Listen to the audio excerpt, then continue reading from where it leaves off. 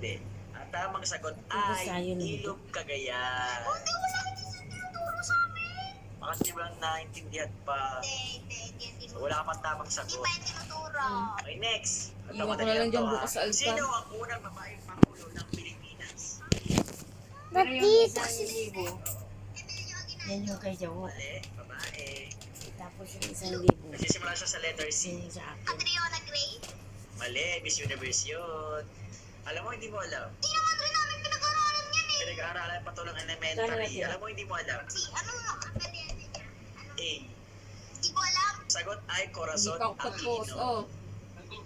Naalala ko na. So, ibig sabihin, pag-aralan nyo, nakalimutan mo lang. Oo nga, Tamang tinitignan score. ko pa, wait Next, lang. ano ang sikat na bulkan sa Pilipinas? Dito na sa iya. Is perfecto. Sabi mo binigay. Tapa. Nakayera na yung 1,000 ha. May clue na ako ha. Bulkan blank. Bulkang Taal. Mali? Apo ba? Pag ito na sagot mo, maniniwala ko honor ka. Bibilang ko pa Bulkan ngayon. ano? Apo? Mali. Bulkang Taal nga. Mali. Ano yun? Patingin nga ni choices. Hindi ba na lang mo sagot? Oh, ito, letter M ang unahan. Bulkang M. Oo, M. Next. A. Bulkang Ma. Ayun. Tama! Okay. Oh. Di ba honor ako eh. Kaya ako alam yung Alam mo sagot. nga, sagot ka pag so naniniwala na akong honor ka. Dahil dyan, mag-spin ka na ng wheel. Spin ka na ng wheel. Ito ang premyo mo. Magkano kaya? 5 pesos! Ito na ang yung premyo na 5 pesos. O, di ba honor ako kaya alam ko ang sagot. Kahit 5 pesos lang, masaya na ako.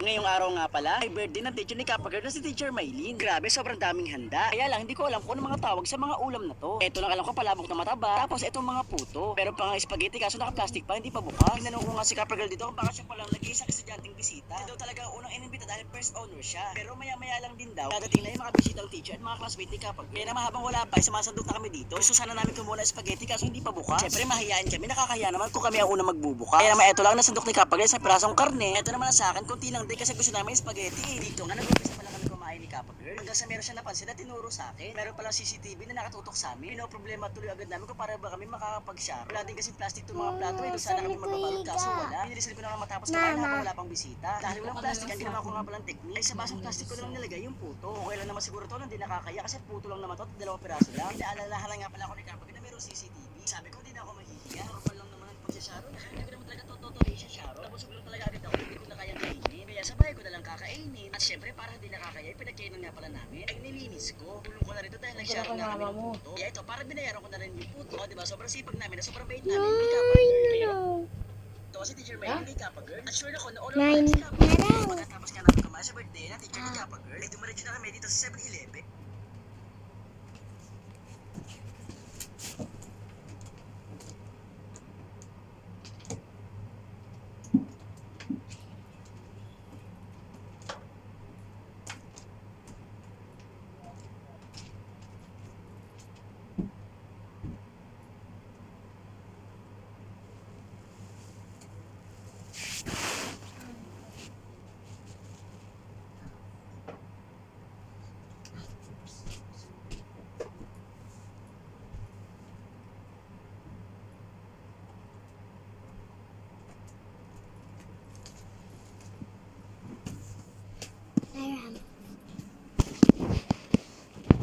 Nga.